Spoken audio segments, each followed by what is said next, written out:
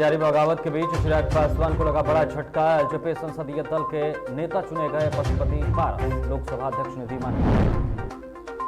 दलित नाबालिग लड़की के साथ दुष्कर्म के आरोप में गिरफ्तार होंगे सीनियर डीएसपी कमलाकांत प्रसाद, सीआईडी ने जारी किया आदेश। बिहार में कोरोना संक्रमण दर में लगातार हो रही गिरावट, बीते 24 घंटे में मिले 324 नए मरीज, मौत के आंकड़ों में भी आई कमी। और बिहार में 15 सालों के बाद मानसून के दिखी सक्रियता, सूबे में गरज के साथ कई जगहों पर बारिश।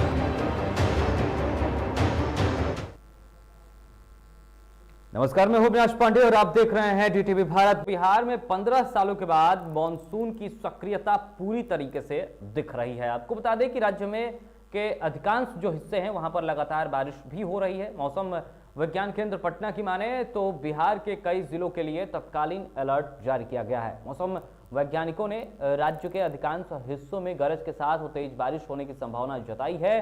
पटना, गया, जहानाबाद, अरवल, भोजपुर, सिवान, सारण, इसके अलावा गोपालगंज, वैशाली, पूर्वी चंपारण, पश्चिम चंपारण, इसके साथ साथ अगर बात करें नालंदा, नवादा के लिए तत्कालीन अलर्ट जारी किया गया है। इसके अलावा कई ऐसे भी जगहें हैं जहां बताया गया है कि यहां तेज आंधी के साथ बारिश और कई जगहों पर मध्यम बारिश, हल्की बारिश और कई जगहों पर तेज भी बारिश हो सकती है।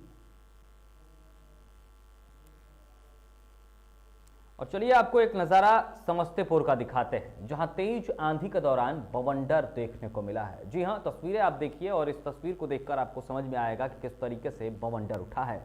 और इस बवंडर के कारण कई घरों के ऊपर के छप्पर उड़ गए। वहीं बताया जा रहा है कि 25 से 30 घर क्षतिग्रस्त हो गए हैं। इस दौरान लोगों ने बताया कि तेज आंधी के दौरान 100 मीटर से भी ऊंचा बवंडर उठा और इसमें कई घरों को नुकसान हुआ है। यह घटना जिले के विभूतिपुर के कल्याणपुर उत्तरी पंचायत के वार्ड संख्या 3 की बताई जा रही है, जहां देखिए किस तरीके से ये बवंडर उठा है और इस बवंडर के कारण कई जो है वो घरों को नुकसान पहुंचा है। आप जरा तस्वीरें देखिए।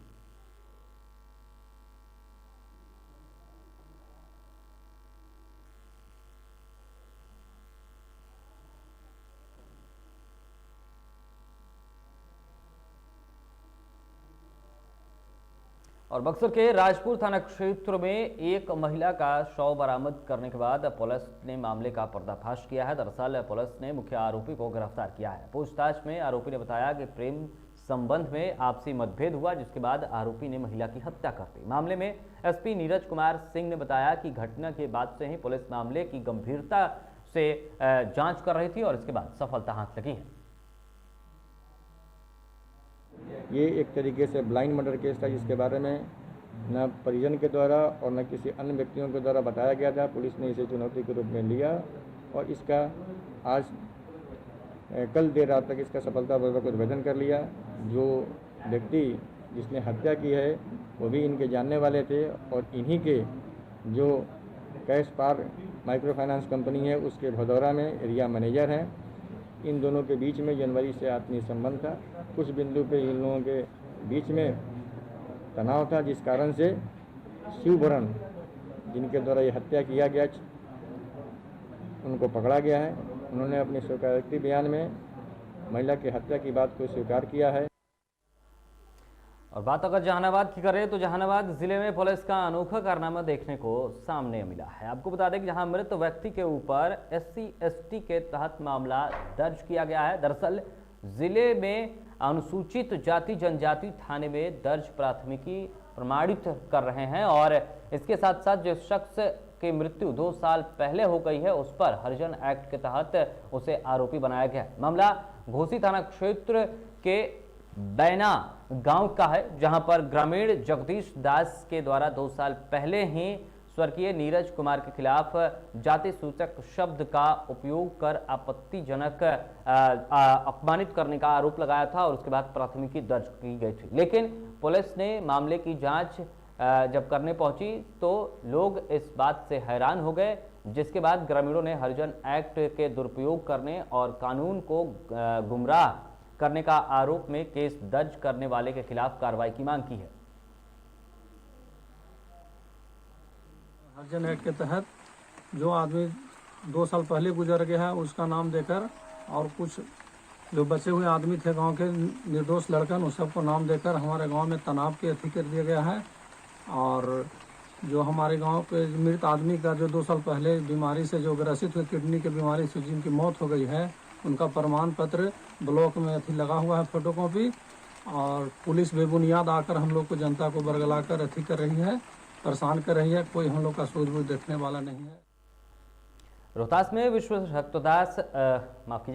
रोहतास में विश्व रक्तदान दिवस के जिस तरीके से है उसको मनाया गया है और इस अवसर पर रक्तदान शिविर का आयोजन किया गया है, जिसमें 22 लोगों ने रक्तदान किया।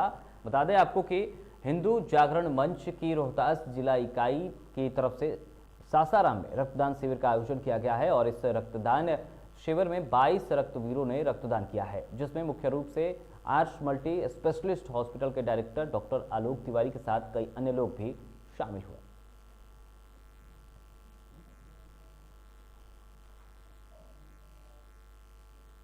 इधर पटना के सीएमई के छात्रों ने बीपीएससी 64वीं में बेहतर प्रदर्शन किया है। बता दें आपको कि संस्थान से जुड़े कई छात्र और छात्राओं ने बीपीएससी में सफलता प्राप्त की है और सीएमई संस्था के छात्रों ने जो टॉप 100 होता है उसमें भी अपना स्थान प्राप्त किया है। संस्थान के निदेशक एवं प्रख्यात सिविल सेवा परीक्षा के मार्गदर्शक डॉक्टर संजय सिंह ने बताया है कि अब तक इस संस्थान से 350 से अधिक छात्र छात्राएं सफल हुए हैं और उन्होंने सभी सफल छात्र छात्राओं को बधाई दी।